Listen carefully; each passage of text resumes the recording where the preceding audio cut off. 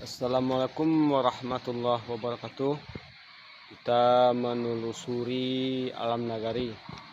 Ini adalah merupakan sebuah surau tua yang ada di Dusun Lembang Jauh, Nagari Cupak, Kabupaten Solok. Nama suraunya Surau Angkuan Juang. Dengan ciri khas anjungan gobahnya yang sangat tinggi, dan surau tua ini berdampingan dengan sebuah rumah gadang suku kaum Caniago.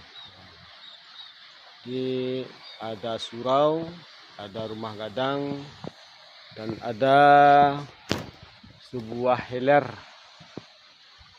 Ini kalau dulu nama helernya heler terek-terek, dan sekarang sudah bisa dilalui oleh mobil ke lokasi heler.